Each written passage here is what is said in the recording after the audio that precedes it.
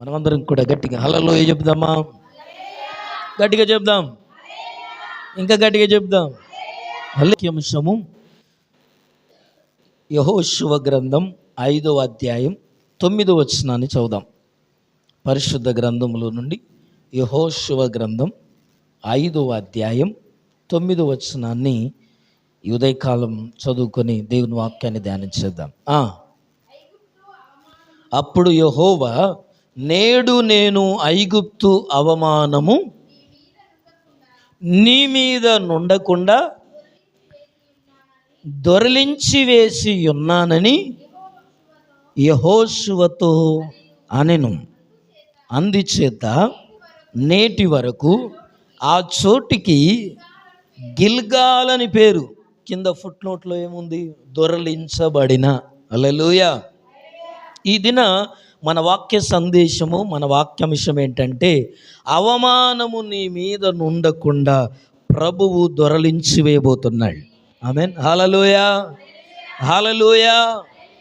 ఈరోజు నువ్వు ఏ అవమానములో ఉన్నావో, ఏ నిందలో ఉన్నావో, ఏ కష్టములో ఉన్నావో, ఏ దుఃఖములో ఉన్నావో, ఏ వేదనలో ఉన్నావో, ఏ పరిస్థితుల్లో ఉన్నావో, దేవుని వాక్యం అంటుంది, యెహోషువతో దేవుడు చెప్తున్న మాట, దేవుడిస్తున్న వాగ్దానం ఏంటంటే, అప్పుడు యెహోవా యెహోషువతో అంటున్నాడు. ఏమనో తెలుసా? ఇదిగో నేడు నేను ఐగుప్తు అవమానము నుండి, అవమానము నీ మీద నుండకుండా, ఐగుప్తులో ఉన్న అవమానం, లోకములో ఉన్న అవమానం, వింటున్నారా? నీ కుటుంబములో ఉన్న అవమానం, సమాజములో ఉన్న అవమానం, ఈరోజు నీకు ఎలాంటి అవమానాల గుండా వెళ్తున్నావో, అవమానములను దేవుడు ఏం చేస్తున్నాడట? యెహోషువను, నీ మీద నుండి నేను దొరలించి వేయబోతున్నాను. హల్లెలూయా. వింటున్నారా? ఏం చేస్తాడట ప్రభువు? దొరలిస్తాడు. వీటిని అవమానాలు యెహోషువతో చెప్తున్నాడు, యెహోషువతో అంటున్నాడు.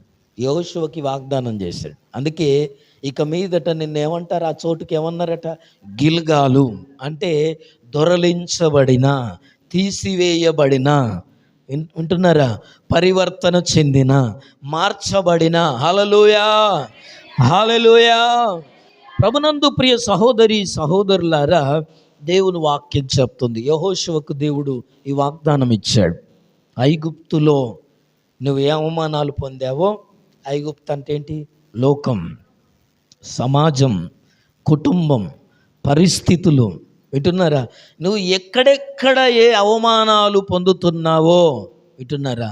యెహోషువతో అంటున్నాడు, నువ్వు ఐగుప్తులో పొందిన అవమానాలు నీ మీద ఉన్నాయి కదా, అవి నీకు మచ్చగా ఉన్నాయి, నీకు మరకగా ఉన్నాయి, అవి నిన్ను నిద్రపోనివ్వట్లేదు, అవే నిన్ను ఎప్పుడు గుచ్చుకుంటున్నాయి కదా. కొంతమంది మాటలు, వింటున్నారా? కొంతమంది చేష్టలు, కొంతమంది పరిస్థితులు కదా ఏం చేస్తుంటాయి?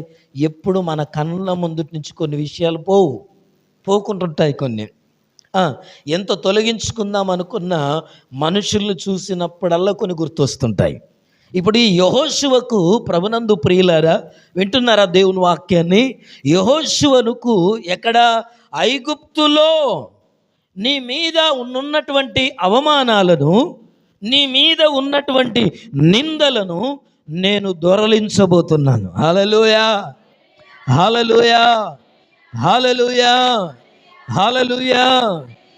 ఈరోజు యెహోషువకి ఇచ్చిన వాగ్దానం, ఈ మాటను వింటున్న ప్రియ సహోదరి సహోదరులారా, ఈరోజు నీవున్న వింటున్నారా అవమానములో నుండి, నీవున్న నిందలో నుండి, ఈ లోకము నిన్ను వేసిన నిందలో నుండి, నీకు ఏదైతే మచ్చగా, ఏదైతే డాగుగా, ఏదైతే నీ మీద నింద మోపబడి ఇంకా నింద నువ్వు భరిస్తున్నావా? ఇంకా ఆ నింద నీ మీద కొనసాగుతుందా? అది కొన్నేళ్ళైనా, కొన్ని వారాలైనా, కొన్ని నెలలైనా, కొన్ని సంవత్సరాలైనా, నువ్వు పుట్టినప్పటి నుంచి నిన్ను వేధిస్తున్న నిందేదో, ఆ నిందను నా ప్రభువు దొరలించునుగాక. హల్లెలూయా. ఆయన దొరలించి వేసే దేవుడు. హల్లెలూయా. యెహోషువతో అంటున్నాడు, అది దొరలిస్తున్నానయ్యా అంటున్నాడు. అందుకోసమే ప్రభునందు ప్రియులారు, ఇశ్రాయేలు ప్రజలు ఐగుప్తులో ఉన్నారు. ఎక్కడున్నారు? ఎన్ని రోజులు ఉన్నారు? ఎన్ని రోజులు ఉన్నారమ్మా? ఒక రోజా 2 రోజులా? 430 సంవత్సరాలు బానిసలుగున్నారు. ఐగుప్తులోనే బ్రతుకుతున్నారు. 75 మందితో వెళ్ళిన యాకోబు కుటుంబం, యాకోబు యొక్క సంతానం 12 మంది, వాళ్ళ మనమన్లు, వాళ్ళ మనవరాళ్ళు, పిల్లలు జల్లలు అందరు కలిసి అమ్మా పెద్దగా అయినలు. ఎవరు అన్నారు పెద్దగా అయినలే? పెద్దగా అయ్యారు. అక్కడ ఎంతమంది అయ్యారో తెలుసా? 40 లక్షల మంది అయిపోయారట. హల్లెలూయా. ఎన్ని సంవత్సరాల్లో? 400 సంవత్సరాల్లో 75 మంది ఐగుప్తుకు పోతే, ఐగుప్తుకు ఎందుకు పోయారు తెలుసా మీకు? ఎందుకు పోయారు? యాకోబు ఐగుప్తుకు కుటుంబంతో ఎందుకు పోయాడంటే, కానానులో 7 ఏళ్ళు కరువు వచ్చేది. అమ్మా ఎన్ని రోజులు? కానానైనా కరువు వస్తుంది, గుర్తుపెట్టుకోవాలి. దేవుడు వాగ్దాన దేశం కదా, దేవుడు కానానులో నీకు స్వాస్థ్యంగా ఇస్తానని అబ్రహాంకు వాగ్దానం చేశాడు కదా. దేవుడు పిలిచిన చోట దేవుణ్ణి నమ్ముకుంటే కట్టాలు వస్తాయా? వస్తాయి తల్లి. దేవుణ్ణి నమ్ముకుంటేనే ఎక్కువ వస్తాయి. ఇంకా యథార్థంగా బ్రతికితే ఇంకెక్కువ వస్తాయి. మీకు తెలుసో తెలియదో, నీతిగా బ్రతికితే ఇంకెక్కువ వస్తాయి. హల్లెలూయా. శద్రకు మేషకు అబేద్నెగోలు ఏం చేశారు? ఏం అన్యాయం చేశారు? ఎవరిని మోసం చేశారు? ఎవరిని నిందించారు? ఎవరిని అవమానించారు? వాళ్ళకు శ్రమ రాలా? భక్తి చేస్తున్నందుకే శ్రమ వస్తుంది. నీతిగా బ్రతికితే శ్రమలు వస్తాయి. వింటున్నారా? కక్షగట్టారు దానియేలు మీద, అందుకే చెప్తున్నాను. అయితే ప్రభునందు ప్రియ సహోదరులారా, ఇశ్రాయేలు ప్రజలు 75 మంది యాకోబుతో కరువు 7 ఏళ్ళు వచ్చిందని చెప్తే, ఈ కరువు వస్తుందని తెలుసుకున్న మన దేవుడు, వింటున్నారా? ఏ దేవుడమ్మా? మనం ఆరాధించే ప్రభువు కానానులో కరువు వస్తుందని, వాగ్దానం చేసిన దేశంలో కరువులో వీళ్ళు బ్రతకలేరని ముందుగా ఆలోచించట యోసేపును ఐగుప్తుకు పంపెను. హల్లెలూయా. అన్నలు ఏం చేస్తాం మనం? ఏమనుకుంటాం? అన్నలు పగబట్టి తల్లిదండ్రులు కోపం చేసి అమ్మెత్తే చంపేద్దాం అనుకుంటే పోయిండు కదా అనుకుంటాం మనం. కానీ దేవుడు ఏమంటాడు తెలుసా? ఆయన ప్రణాళిక అదంతా. హల్లెలూయా. ఆయన చిత్తాన్ని 42వ అధ్యాయంలో అర్థం చేసుకున్నాడు యోసేపు. అన్నలు అన్నారు, వీడు మనల్ని పగబడతాడేమో, చిన్నప్పుడు వీనికి చేసిన మోసానికి వీని మనం చంపుదాం అనుకున్నాం, వీని మనం గుంటలో పడేద్దాం అనుకున్నాం, వీడు బ్రతకొద్దనుకున్నాం, కలలు గడవాడన్నాం, ఎన్నో అవమానించాం, ఎన్నో నిందించాం. ఇప్పుడు మనల్ని ఏం చేస్తాడు? మనల్ని ఇప్పుడు శిక్షిస్తాడేమో, వీడు అధికారిగా ఉన్నాడు, ఈ దేశంలో నాయకుడిగా ఉన్నాడు అని అనుకుంటే, అన్నల హృదయంలో కలవరాన్ని చూసిన యోసేపు అన్నాడు, అన్నలారా నేను మీకు ఏ హాని చేయను, ఎందుకో తెలుసా? దేవుడు మీకంటే ముందుగా నన్ను ఐగుప్తుకు పంపాడు అన్నాడు. హల్లెలూయా. ఈ కరువు వస్తుంది, రానున్న దినాల్లో కరువు వస్తుందని ఎరిగిన దేవుడు 7 ఏళ్ళు కరువులో వాళ్ళు పోషించబడడానికి, ఐగుప్తులో ధాన్యం ఉంటుందని, ఐగుప్తులో ధాన్యము నిల్వ చేయడానికి యోసేపును ముందుగా పంపి, యోసేపును అక్కడ నాయకునిగా చేసి, యోసేపు ఏం చేశాడమ్మా? ధనాగారం అంతటికి ఫుడ్ సెక్యూరిటీ ఆఫీసరా ఏమనాలమ్మా? పౌర సరఫరాల ఏమంటారు? హల్లెలూయా. రేషన్ బియ్యం ఇచ్చే మంత్రి ఉంటాడు, మీకు తెలుసో తెలియదు, అన్నిటికీ మంత్రులు ఉంటారు. హల్లెలూయా. బియ్యాన్ని నిల్వ చేసేటోళ్ళు, దేశానికి కావాల్సింది, రాష్ట్రానికి కావాల్సింది, ఆ డిపార్ట్మెంట్లో ఆయన మంత్రి. హల్లెలూయా.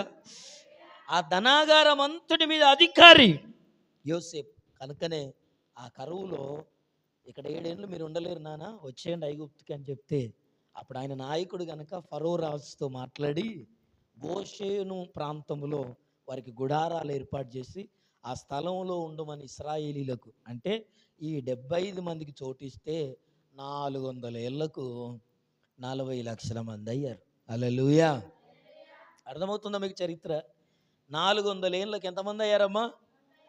హల్లెలూయా. 40 లక్షల మంది ఇశ్రాయేలు ప్రజలయ్యారు. అయితే అప్పుడు ఫరో రాజు, అంటే యోసేపుతో ఉన్న ఫరో పోయాడు, తర్వాత ఇంకో రాజు వస్తాడు కనుక ఆ రాజు అంటే యోసేపు ఎరగని క్రొత్త రాజు అని రాయబడింది. నిర్గమకాండం 1:1 ఆ మాటలు మనకు కనబడతాయి. అక్కడ జరిగింది ఏంటంటే, యోసేపు నెరుగని క్రొత్త రాజు వచ్చినప్పుడు ఐగుప్తుల కంటే ఇశ్రాయేలీలే ఎక్కువ ఉన్నారట. హల్లెలూయా. ఐగుప్తు జనాభా కంటే ఇప్పుడు ఎవరి జనాభా ఎక్కువ ఉంది కనుక ఇప్పుడు ఎవరి రాజ్యం అవుద్ది ఇది? అందుకే మన దేశంలో క్రైస్తవులు ఎక్కువైపోతున్నారు. వింటున్నారా? అందరూ మతం మారుతున్నారు. ఇప్పుడు అదే జరిగేది. ఒకప్పుడు జరిగిందే. హల్లెలూయా అని చేసి ఏం చేశారో తెలుసా? మగ పిల్లలందరినీ చంపేయమని మంత్రసానులకు ఆజ్ఞనిచ్చారు. ఆడపిల్లలైతే బ్రతకనివ్వండి, మగపిల్లలైతే చంపేయమని ఆజ్ఞనిచ్చాడు ఫరో రాజు. ఆ టైంలోనే మోషే పుట్టాడు. ఇదంతా మనకు తెలుసు. హల్లెలూయా. అయితే జరిగింది ఏంటంటే, అక్కడ ఇశ్రాయేలు ప్రజలు ఐగుప్తు దేశంలో ఎన్నో హింసలు పడ్డారట. ఇంకేమంటారు? ఐగుప్తులో వారు బానిసలుగా బ్రతికారు. ఈ 430 ఏళ్ళు మీరు మా దేశం కాదు, మా దగ్గర మీరు బానిసలుగా బ్రతకాల్సిందే. మట్టి పని చేయాలి, ఇంకేం చేయాలా? ఇటుక పని చేయాలి. వింటున్నారా? ఇంకేం చేయాలి? తెలం దాకా పొద్దాక షిఫ్టుల వైజు ఇటుక బట్టీలు చేయాలి. వింటున్నారా? ఇంకే గడ్డి కొయ్యాలి, కొయ్యకాలు కొయ్యాలి. హల్లెలూయా. ఐగుప్తులో ఉన్న పంటలు పండించాలి, ఎడ్లను మేపాలి, గొర్రెలను మేపాలి. వింటున్నారా? వీళ్ళందరూ జీతగాన్లు అక్కడ. అలా బ్రతుకుతున్న బానిసలుగా ఎంతో వేధించబడ్డారట. కనుకనే ఇశ్రాయేలు ప్రజలు దేవునికి మొరపెట్టారట. హల్లెలూయా. ఏం చేశారమ్మా? దేవునికి మొరపెట్టారు. ఎలా మొరపెట్టారో తెలుసా? వారు చేసిన పనుల వలన అలిసిపోయి ఒళ్ళంతా నొప్పులు పెట్టి నిద్ర పట్టక, వింటున్నారా, తినడానికి తిండి లేక ఆకలితో అలమటించి అబ్రహాము దేవుడు, ఇస్సాకు దేవుడు, యాకోబు దేవుడు అని 400 తర్వాత గుర్తొచ్చాడండి దేవుడు. కష్టం వస్తే కానీ దేవుడు గుర్తురాడు కొంతమంది జీవితాలు. అర్థమవుతుందా? ఎప్పుడమ్మా? ఒళ్ళంతా ఏమంటాం, పూనకం అయితే కానీ గుర్తురాదు. హల్లెలూయా. మంచిగా ఉన్నప్పుడు ప్రార్థనకు రా తల్లి అంటే రాదు ఈమె. అప్పుడేమో కదా, చాలామందికి ఏమంటారు, అపాయింట్మెంట్లు ఇస్తారు, చాలా ఫంక్షన్లకు అపాయింట్మెంట్లు ఇస్తారు. అన్నిటికీ మంచిగా ఉన్నప్పుడు ప్రార్థనకు రమ్మంటే రాదు. రోగం వచ్చినాక కదా, ఒకటే ప్రార్థన, పొద్దాక ప్రార్థనే, తెల్లందాక ప్రార్థనే. నిద్ర పడితే పాపం. ఇక ఎందుకు? రోగం వచ్చింది కాబట్టి. ఇప్పుడు ఇశ్రాయేలు ప్రజలకు పోయిన 70 ఏళ్ళు మంచిగా బ్రతికారు. తర్వాత కాలం అయిందని 10 ఏళ్ళకు నయం తిరిగి రాలేదా? అందరిని పోగొట్టుకున్నాకనే వచ్చింది ఆమె కూడా. అంటే కొంత సోయి రావాలంటే ఏం జరగాల? నష్టం జరిగితే కానీ మనకు సోయి రాదు. హల్లెలూయా. మనం అలాగ ఉండొద్దు. వీళ్ళందరిని ఎందుకు పెట్టాడు తెలుసా బైబిల్లో? వీళ్ళు ఇలాగ ఉన్నారు, మీరు ఇలాగ ఉండొద్దు, నేర్చుకోవద్దు అని చెప్పాడు. హల్లెలూయా. అర్థమవుతుందా? నష్టం జరిగిన తర్వాతనే మారారు వాళ్ళు. కోల్పోయేదాకా మనం కూడా అంతే. కొన్నిసార్లు పోవాల్సిందంత పోగొట్టుకున్నాకనే దేవుని దగ్గరికి వస్తాం. దేవుడు అలా కాదు. అందుకే వీళ్ళని ఎందుకు బైబిల్లో పెట్టాడంటే, వాళ్ళ జీవితాల్లో ఇలా నష్టపోయిన తర్వాత మళ్ళీ నా వైపు చూశారు, మీరు అలాగుండొద్దు అని వాళ్ళని చూపెడుతున్నాడు మనకు. హల్లెలూయా. వాళ్ళకు అంటే మేమన్నా తక్కువ, వాళ్ళ లెక్కనే మేమంటే నిన్నెవరు బాగు చేయరు, గుర్తుపెట్టుకో. అప్పటోళ్ళకు ప్రభునందు ప్రియులారా, వింటున్నారా, మోషే ధర్మశాస్త్రాన్ని బట్టి వాళ్ళకు తీర్పు ఉంది, కానీ నీకు పరలోకం గురించి తెలుసు, యేసు ప్రభు గురించి తెలుసు, రక్షణ గురించి తెలుసు, మారు మనస్సు గురించి తెలుసు. వింటున్నారా? వాళ్ళకి అవన్నీ ఏం లేవు, ఒక మోషే ధర్మశాస్త్రమే. హల్లెలూయా. మనకెన్నో తెలుసు, వాళ్ళకంటే ఎక్కువ. అర్థమవుతుందా? మంచిగా బతికిన భక్తుల జీవితాలు తెలుసు, పడిపోయిన భక్తుల జీవితాలు కూడా మనకు తెలుసు. మనకు రెండింటి మీద తీర్పు ఉంటుంది. హల్లెలూయా. కనుక నేను జ్ఞాపకం చేస్తున్నాను, జరిగింది ఏంటంటే, వీళ్ళు ఆ పనిలో, ఆ కష్టంలో వేదన పడి, హింసించబడి, దుఃఖపడి, ఏడ్చి, మూలిగి నిద్రబట్టక ఏం చేశారట?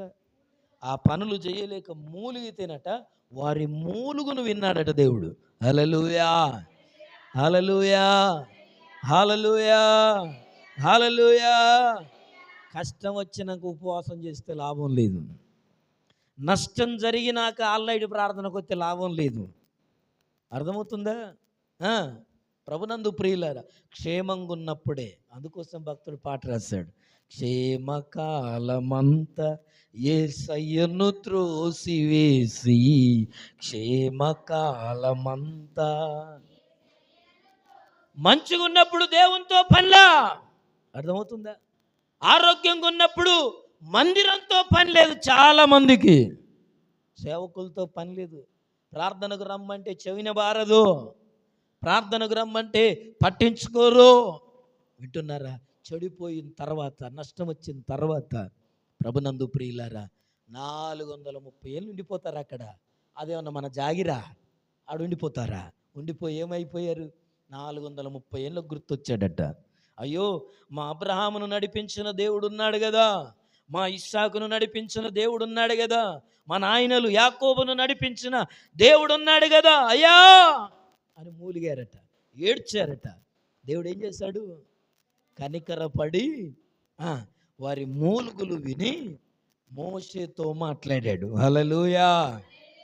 నీ కష్టాల గురించి కూడా దేవుడు నీతో మాట్లాడతాడు, నీ సేవకులతో మాట్లాడతాడు. హల్లెలూయా!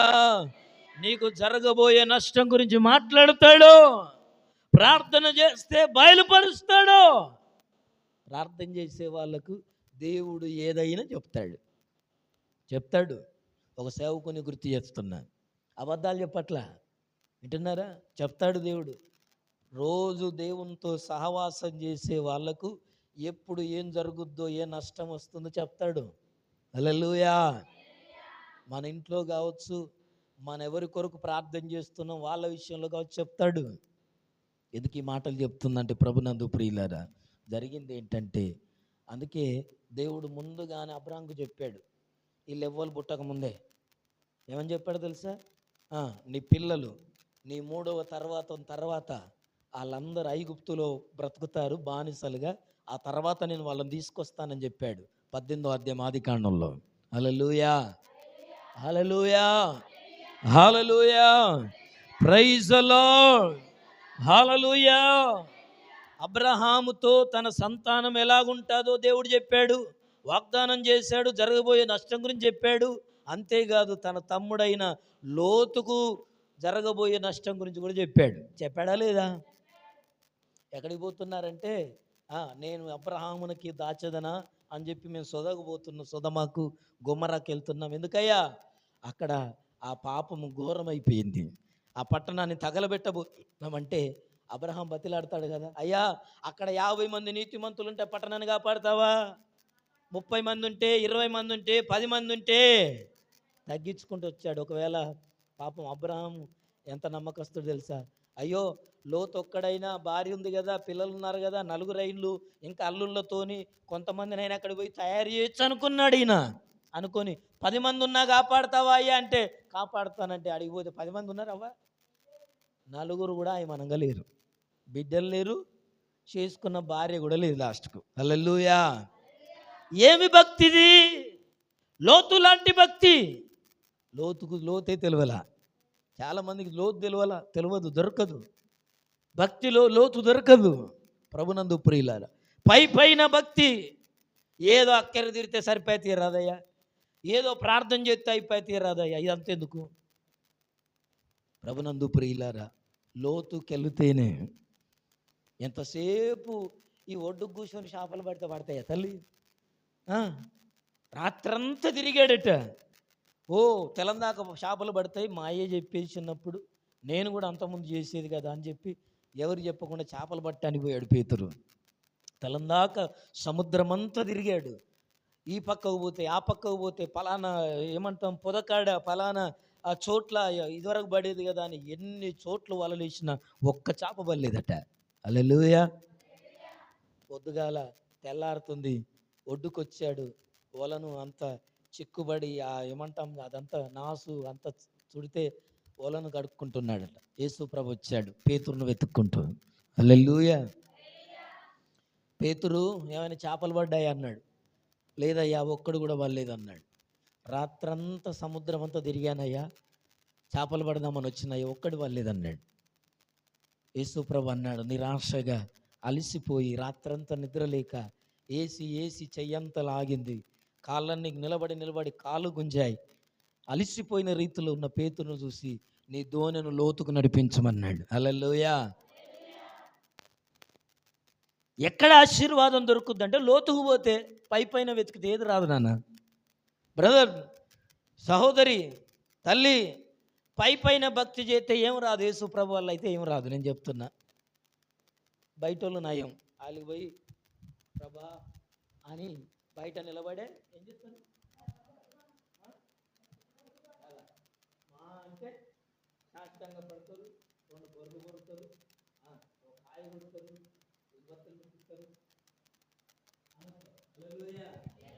మన అసలు భక్తి కాదని చెప్పాగా. అసలు మనకు కుదరదు మనకు. మన దేవుడు సజీవుడు, ఉన్నవాడాయన. హల్లెలూయా. వింటున్నారా? ఏవలైనా సజీవుడు, నేటికి బ్రతికున్నాడు ఆయన. మాట్లాడే దేవుడు. ఈ అడ్రస్ ఎవరిదన్నా యేసుప్రభు అడ్రస్ అడిగితే ఆయన ఏమని రాయాలి తెలుసా? ఆయన సజీవుడు, మాట్లాడే దేవుడు. యూట్యూబ్లో సేవకులు ఎంత ధైర్యంతో మాట్లాడుతున్నారు. మా దేవుడు మాట్లాడతాడండి. మాట్లాడతాడా దేవుడు? ఆ యాంకర్ ఆశ్చర్యపోతున్నాడు. మాట్లాడతాడా దేవుడు? మాట్లాడతాడు. 30 రోజులు ఏ దేవుణ్ణి మొక్కకుండా, ఏ రూపాన్ని గొలవకుండా ప్రార్థన చేయి, నా దేవుడే ప్రత్యక్షమవుతాడంటాడు కిరణ్ పాల్. హల్లెలూయా. ఎంత నమ్మకం ఉంటే చెప్పాలా మాట, ఎంత అనుభవం ఉంటే చెప్పాలా మాట, ఎంత గట్స్ ఉంటే చెప్పాలా మాట. ఎవరైనా చూపించమంటే చూపెడతావా తల్లి? నీ దేవుడు నిజమేనా? చూపెట్టు, ప్రార్థన చేయి, నాకు చూపెడతావా? పాలేయని అడిగాడట నరసంపేట మీటింగ్లో వాడు. దేవుడు ఉన్నాడన్నాడట. అయ్యేదంతా మోటుగా, చదువు తక్కువ కదా. ఉన్నాడన్నాడట. ఎక్కడున్నాడు చూపి అన్నాడట. కట్టెలు పట్టుకొని కొడదామని వచ్చారు. ఎక్కడున్నాడు చూపిమంటే తలకాయ ఉన్నదా నీకు అన్నాడట. ఉన్నదన్నాడట. మెదడు ఉన్నదా నీకు అన్నాడు. ఉన్నాడన్నాడు. చూపెట్టు నాకు అన్నాడట. మరి దేవుని ఎట్లా చూపెడతారు? హల్లెలూయా, హల్లెలూయా. గత వారంలో సంఘటన వచ్చింది.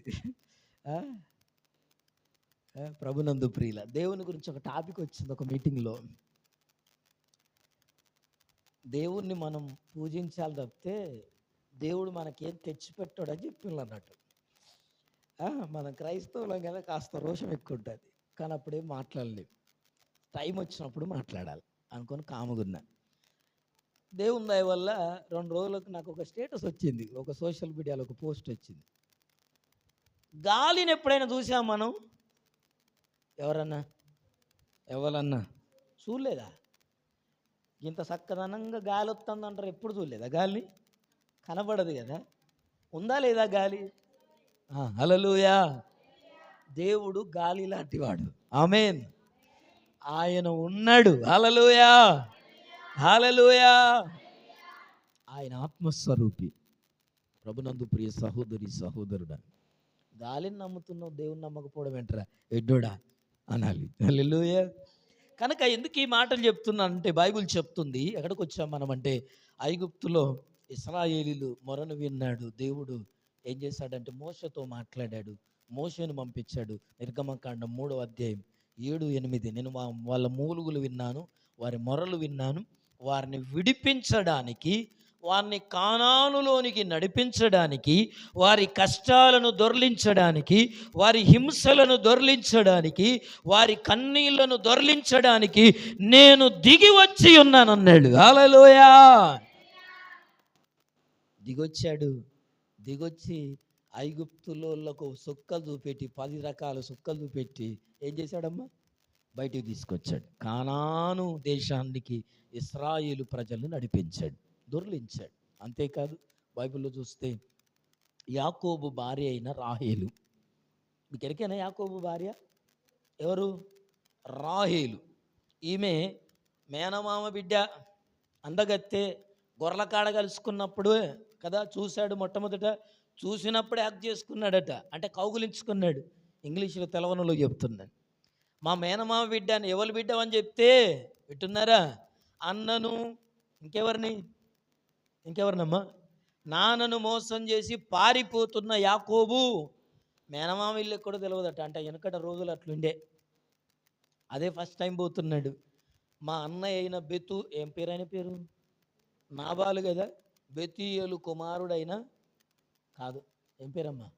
లాబాను. నేను ఏమన్నాను ఇప్పటిదాకా? నాబాలు అన్నాను, క్షమించాలి. ఆయన నాబాలు వేరు. ఈ లాబాను చిన్న కుమార్తె అయిన రాహేలు గొర్రెల మందలు కాపుతున్నప్పుడు, అయ్యా మీరే ఈ ఊరుకు ఇటు ఏ ఊరు పోతుంది అని అడిగాడు అక్కడ గొర్రెల కాష్టలు. అంటే మీరు ఏ ఊరు పోవాలా అన్నాడు. అంటే నేను ఫలానా. ఏ ఊరు వాళ్ళది? ఏ ఊరమ్మా? చదివితే తెలుసు. ఏ ఊరు తల్లి వాళ్ళది?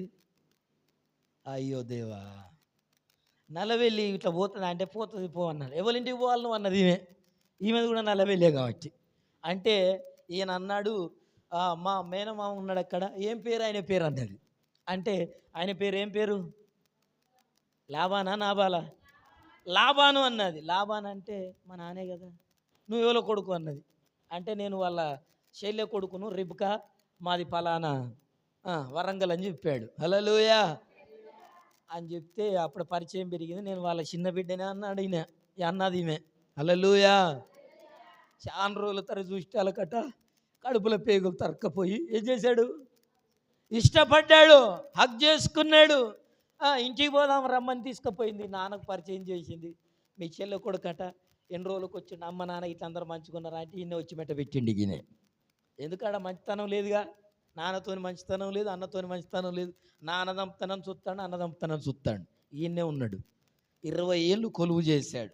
మామ మందను మేపుతున్నాడు. పెళ్లి చేయి మామ, మీ చిన్న బిడ్డ అంటే నాకు ఇష్టం అంటే ఆయన ఏం చేసిండు? తెలం దాకా పెళ్ళట. వాళ్ళు ఇల్లు ఏం పెళ్ళమ్మా? తెలం దాకా పెళ్ళి. రాత్రి ముహూర్తాలు వాళ్ళవి. పెళ్లి చేయమంటే ఆయన ఏం చేసిండు? పెద్ద బిడ్డనిచ్చి పెళ్లి చేసిండు రాత్రి పూట. హల్లెలూయా. తెల్లారి చూసినాక లాభోదీవం ముట్టుకుంటే ఏం లాభం? అయ్యో ఈ జబ్బు కండ్ల దాన్ని, ఈ ఊసు కండ్ల దాన్ని నాకు ఇచ్చి పెళ్లి చేసినావు అని పొద్దుగాలు వెళ్ళిపెట్టి పంచాయతీ పిలిచి పెద్ద మనుషులు అంటే పెద్ద మనుషులు అన్నారట, మా ఊళ్ళే మేము పెద్ద బిడ్డకు పెళ్లి చేయింది, ఇన్ని కథలు ఉంటాయి తల్లి అన్నారట. అంటే సరే అయిన దానికి నేను చిన్న బిడ్డను కూడా చేసుకుంటా అన్నాడట ఈయన. అంటే ఇంకా 10 ఏళ్ళు కొలువు చేయమన్నాడు.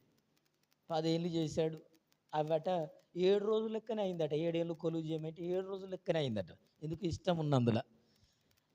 ఈ ఇష్టం ఉన్న దాన్ని బట్టి దేవుడు ఏం చేశాడు తెలుసా? ఈమెను ద్వేషిస్తావా, నువ్వు ద్వేషిస్తావా అని చెప్పి ఏం చేశాడు? ఈమె గర్భాన్ని ధరిస్తే ఈమె ఎంతమంది? 10 మంది పిల్లలు కన్నది. ఎవరిమే? లేయా. హల్లెలూయా. నాకు ఇదే అనిపిస్తుంది కదా, బైబిల్లో ఉన్న చరిత్రలు ప్రభునందు ప్రియులారా. వద్దన్నలతోనే ఎక్కువ మంది పిల్లలు కంటారు. నాకు ఇదేందో అర్థం కాదు. మర్మం గొప్పది, ఇది దేవుడిచ్చేది అది. హల్లెలూయా. నాకు ఇవి ఇష్టం లేదు, నల్లగున్నది, పొచ్చుకున్నది అని వంకలు పెట్టోళ్ళే లాస్ట్కి వచ్చే వాళ్ళకు ఏమవుతుందో తెలుసా? తిరకాస అయిపోతుంది. చరిత్ర అంతా మారిపోతుంది. ఆమె లేని నేను ఉండడు, ఆమె ఎక్కడికి పోతే అక్కడికి పోతాడు. ప్రభునందు ప్రియులారా, నాకేం అర్థం కాదు. ఈ మర్మం గొప్పది. అందుకే హల్లెలూయా. 10 మంది ఏమో జబ్బు కన్ను ఆమెతోని అన్నాడు. ఈమెమో ఇష్టపడితే ఈమెకు పిల్లలు ఇవ్వలేదట దేవుడు. అర్థమవుతున్న గర్భాన్ని మూసాడు. ఇష్టపడ్డాడు కనుక, దేవుని అడగకుండా చేసుకున్నాడు కనుక, కలవగానే హక్ చేసుకున్నాడు కనుక, ఇదంతా తప్పు దేవుని దృష్టిలో. కనుకనే దేవుడు ఏం చేశాడు? మూసేశాడు. మరలా ఏం చేసిందంటే రిబ్కా, అయ్యా నేను గొడ్రాలుగా నిందను అనుభవిస్తున్నాను, బాధను అనుభవిస్తున్నాను, నన్నందరూ గొడ్రాలన్న నింద నా మీద ఉందయ్యా అని ప్రార్థన చేసిందట. హల్లెలూయా. హల్లెలూయా. ఆదికాండం 30:22 యాకోబు భార్య అయిన రాహేలు తనకు పిల్లలు లేరని నిందను అవమానమును ఎదుర్కొంటున్నానని చెబుతూ దేవునికి మొరపెట్టింది. అయితే ప్రభువు ఆమె మొరను ఆలకించి 2 బిడ్డలతో ఆమెను ఏం చేశాడట? దీవించి ఆమె యొక్క అవమానమును దొర్లించాడు. హల్లెలూయా. ఆమెకు పుట్టిన కొడుకే కదా మళ్ళీ యోసేపు, మొట్టమొదటి పుట్టిన కొడుకు. హల్లెలూయా. రెండో వాడు బెంజమిన్, ఇంగ్లీష్లో, తెలుగులో బెన్యామిన్. ఇద్దరే రాహేలుకు పుట్టింది. ఆ తర్వాత ఆమె చనిపోయింది. ఇష్టం లేని ఆమెకేమో అమ్మ 10 మంది. ఇష్టం ఉన్నాకేమో దేవుడు న్యాయవంతుడు. హల్లెలూయా. అర్థమవుతుందా? మన ఎంపికలు దేవుని లెక్కలే రావు, గుర్తుపెట్టుకోండి. అదే చెప్తాను నేను. మనం ఎంపికలన్నీ మీదికి చూసి, ఓ మంచిగున్నది సంసారం, ఇల్లు మంచిగున్నది, కుటుంబం మంచిగున్నది, అత్తమామ మంచిగున్నారు, పిల్లగాడు మంచిగున్నాడు అని చేస్తే ఒక ఇట్లనే అవుతుంది. నేను చెప్పేది ఇది. మన ఎంపికలన్నీ సరైనవి కాదు. యాకోబు యొక్క ఎంపిక అందంగా ఉందని, బాగుందని ఎంచుకున్నాడు, కానీ 2 పిల్లలే, అదైనా లేటు కాన్పులు. కానీ ఇష్టం లేని పెళ్ళి, ఇష్టం లేని భార్యతో 10 మంది సంతానం, ఆశీర్వాదం. హల్లెలూయా, హల్లెలూయా. అందుకే దేవుడు చెప్పింది చేయడం నేర్చుకో, ఆశీర్వాదంలో బ్రతుకుతావు. నీకు ఇష్టమైంది కోరుకోకు. హల్లెలూయా. అయితే దేవుడు ఏం చేశాడో తెలుసా? ఆమె నిందను, ఆమె అవమానమును, నాకు పిల్లలు లేరయ్యా అన్న నింద ఆమె మీద ఉందని ఆమె ఏం చేస్తుందట? ప్రార్థన చేసిందట. నాకు పిల్లలు అయ్యా, నాకు పిల్లలు ఈ ప్రభు అని ప్రార్థన చేస్తే దేవుడు ఆమె నిందని ఏం చేశాడు? దొర్లించాడు. హల్లెలూయా. 2 కొడుకులు ఇచ్చాడు. అలాగే కొత్త నిబంధనలోకి వస్తే ఒక విషయాన్ని గుర్తు చేసి ముగిస్తాను నేను. జకర్యా, ఎలిజబెత్. లూకాసు వార్త 1వ అధ్యాయం నుంచి. ప్రభునందు ప్రియులారా, సకలమైన ఆజ్ఞల చొప్పున జకర్యా తరగతి చొప్పున యాజక ధర్మము మందిరములో సేవ చేయుచుండెను. ఏం చేస్తున్నాడు? పిల్లలు లేకపోతే సేవ మన చేయొద్దు. వింటున్నారా? యాజక ధర్మం చేస్తున్నాడు. ముసలోళ్ళం కదా, ఇప్పుడు ఏం చర్చికి పోతాం, కట్టబట్టుకొని ఏం పోతాం, వానొత్తంది ఏం పోతాం, ఇవన్నీ కుదరవు తల్లి. భక్తిలో ఇవన్నీ కుదరవు. సచ్చేదాకా భక్తి చేయాల్సిందే. హల్లెలూయా. మరణం ఇంకా గంట కొత్తదన్నా ఏం చేయాలా? చేయాల్సిందే. దేవునితో ఉండాల్సిందే. లేకపోతే కళ్ళు మూసినాక ఎక్కడికి పోతాం అర్థం కాదు. ఇక్కడ కళ్ళు ముత్తేనట డైరెక్ట్ పరలోకంలో కళ్ళు తెరవాలట, మళ్ళీ ఎక్కడ తెరవద్దు. హల్లెలూయా, హల్లెలూయా. అందుకే డాక్టర్లు అందరూ చచ్చిపోయి కొద్దిసేపటికి 5 నిమిషాలకు, 10 నిమిషాలకు, పావు గంటకు లేచిన వాళ్ళందరిని అడిగారట. వాళ్ళందరూ ఇంటర్వ్యూ చేశారట. 150 మంది ఇంటర్వ్యూ చేశారట. యూట్యూబ్లో ఉంటుంది, ఎడ్వర్డ్ విలియం గారు చెప్పారు. రెయిన్ బ్రోంకే అనే ఒక ఫాస్టర్ గారు ఆయన చేశాడు, ఇవన్నీ సర్వేలు చేశాడు. చచ్చిపోయిన వాళ్ళు ఈ 5 నిమిషాలు ఎక్కడికి పోయారు, ఈ 10 నిమిషాలు ఎక్కడికి పోయారు, ఈ పావు గంట ఎక్కడికి పోయారు, మరలా తిరిగి బ్రతకడానికి ఎంత దూరం పోయి వచ్చారు, వేరే వెళ్ళడానికి ఇంకెక్కడికైనా స్థలం ఉందా అని చెప్పి పరీక్షిస్తే, ప్రభునందు ప్రియులారా, వాళ్ళు చెప్పిన సమాధానాలన్నీ ఒకే రీతిగా ఉన్నాయట. హల్లెలూయా, హల్లెలూయా. మేము చనిపోయిన తర్వాత మేము ఒక సొరంగం గుండా చాలా వేగంగా 2 వ్యక్తులు వచ్చి మమ్మల్ని తీసుకెళ్తున్నారు, వేగంగా వెళ్ళిపోతున్నాం అని చెప్పి వాళ్ళందరూ చెప్పారు. ఎక్కడికి వెళ్ళిపోయారు, ఏం చేశారు అనేది తర్వాత, ఇప్పుడు మన సందర్భం కాదు. ఎందుకు ఈ విషయాలు చెప్తున్నానంటే, ఈ జకర్యా, ఎలిజబెత్ బహువృద్ధులను రాయబడింది. యాజక ధర్మం చేస్తున్నారు. దేవుని యొక్క సకలమైన ఆజ్ఞలు ఏది తూచా తప్పకుండా చెప్పింది చెప్పినట్లుగా ఏం చేస్తున్నారు? ఏది మిస్ చేయలేదు. వయసు అయిపోయిందని ఏది పక్కకు పెట్టలా. కొంతమంది వయసు అయిపోయిందని ఇక ప్రార్థన, ఇక అప్పటింత ఏం చేస్తాం, శాతం అయితే లేదు, కాళ్ళు గుంజుతానే ఎక్కువసేపు మోకాళ్ళ మీద ఉంటే. మరి ఈయన గుంజలేదా కాళ్ళు? హల్లెలూయా. ప్రభునందు ప్రియులారా, మనకేనా వంకలో? ఈ రోజుల్లో భక్తిలో అన్ని వంకలే, కారణాలే, సాకులే. బడికి పోయిన పోరాడు ఎందుకు రాలేదురా బడికి అంటే సాకులు చెప్పినట్లుగా, ఈరోజు గుడికి రాలేదు ఎందుకంటే 100 సాకులు. ప్రభునందు ప్రియులారా, ఎందుకు ఈ మాటలు చెప్తున్నంటే, ఎలిజబెత్, జకర్యా వాళ్ళ జీవితాల్లో గొడ్రాలుగా ముద్ర వేయబడింది, నింద వేయబడింది, అవమానం ఎదుర్కొన్నాడు. అయితే ఒకనాడు దేవుడు ఆ యాజక ధర్మంలో ప్రతి ఏటేటా ఆయనకు వంతు వస్తుంది, కానీ ఆ సంవత్సరం దేవుడు ప్రత్యక్షమై, నేను నీ కుమారుని ఇవ్వబోతున్నాను, హల్లెలూయా, అతనికి నువ్వు యోహాన్ అని పేరు పెడతావు, హల్లెలూయా అని చెప్తేనట ఈయన ఏమంటాం, అనుమానంగా చూశాడట. ఆ దేవదూతకెళ్ళి, ఆ వర్తమానం చెప్పిన దూతకెళ్ళి అనుమానంగా చూస్తే, నీకు కొడుకు పుట్టేదాకా నువ్వు మాటలు మాట్లాడవు అన్నాడు. హల్లెలూయా. ఎవరిని అనుమానించిన మంచిదే, కానీ దేవుణ్ణి అనుమానించకు. అర్థమవుతుందా? ఎవరిని అనుమానించొద్దు. దేవుడు తట్టుకోడు, నోరు ముత్తాడు. హల్లెలూయా. భక్తుడైనా సేవకుడైనా జకర్యా యొక్క నోరు ఏం చేయబడింది? మూతబడింది. ఇక బయటికి పోయి వచ్చి అందరికీ ఏమేమి పట్టుకొచ్చారు, ఏమో నైవేద్యం చేయాలని చెప్తారే, లోపలికి పోయి వచ్చినాక ఈయన ఏం మాట్లాడతలేడేంది అని చెప్తే సైగలు చేయడం ప్రారంభించిండట. అంటే ఈయనకి ఏదో ఏం దొరికింది అనుకున్నారు వాళ్ళు? దర్శనం దొరికింది అనుకున్నారు. హల్లెలూయా.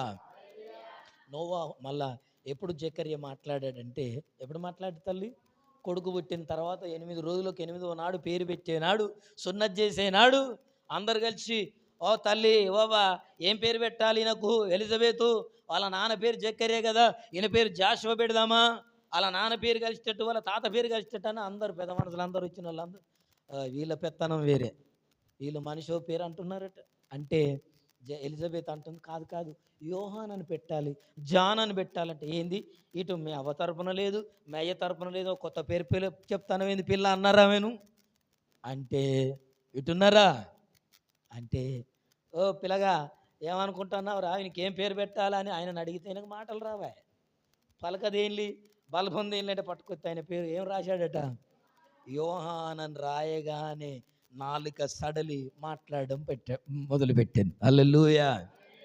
ఏం జరిగింది ఇప్పుడు?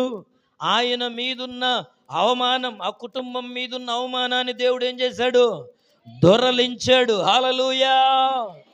ఈరోజు ప్రభునందు ప్రియ సహోదరి సహోదరుడా, నీ జీవితంలో ఎలాంటి నింద, ఎలాంటి ఐగుప్తులో యెహోషువ మీదున్న నిందను నీ మీద నుండి ఆయన దొరలించబోతున్నాను యెహోషువకి ఎలాగ వాగ్దానం చేశాడో, ఈరోజు నీ జీవితంలో ఎంతో కాలంగా నీ మీద ఉన్న నింద, నువ్వు మాటకారివని, లేకపోతే ఇంకేదో కదా, నువ్వు బూతులు మాట్లాడతావని, లేకపోతే ఇంకేదో, నువ్వు అప్పులు చేసి ఎగ్గొడతావని, ఇంకా ప్రభునందు ప్రియులారా నీకు పిల్లలు గారని, నీకు ఉద్యోగం రాదని, నువ్వు వ్యాపారంలో నెగ్గవని, అసలు నువ్వు సరైన భర్తవే కాదని, నువ్వు సరైన భార్యవే కాదని, నువ్వు కుటుంబంలో ఈ ఇంటికి దగ్గరవే కాదని ఏ రకమైన నిందలు ఉన్నాయి ఈరోజు?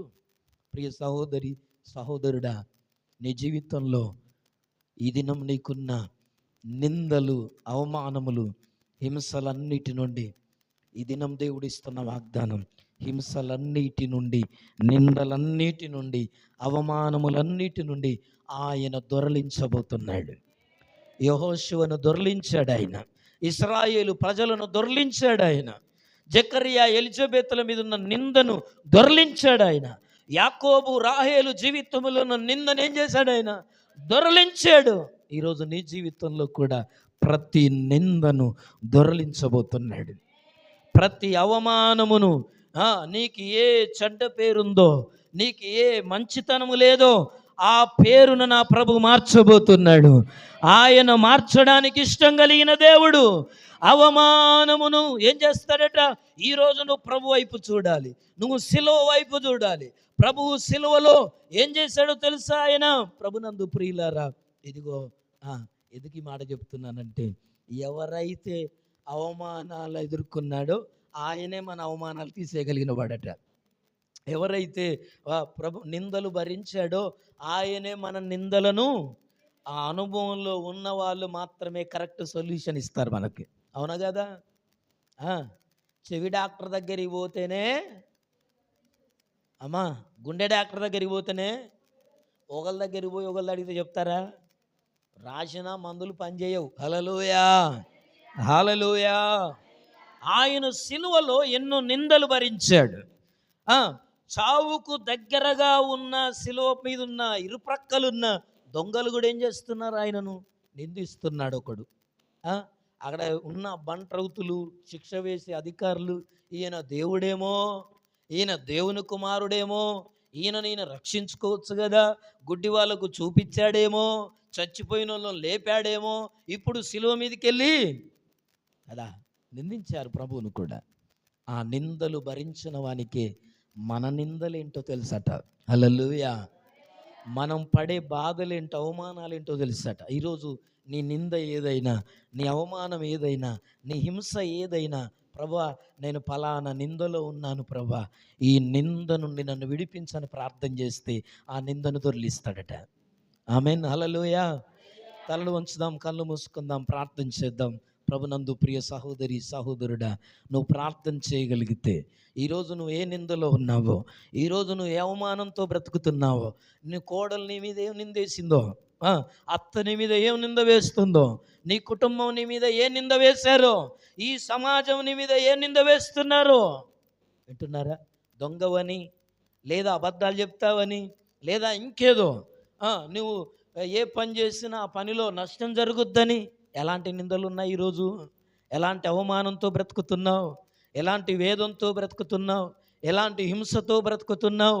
ప్రియ సహోదరి, ప్రియ సహోదరుడా, యెహోషువతో ప్రభు అంటున్నాడు, అప్పుడు యెహోషువతో, అప్పుడు యెహోవా, నేడు ఇదిగో నిన్ను ఐగుప్తులో ఉన్న నీ మీదనున్న అవమానమును నేను దొరలించి వేసి ఉన్నాను.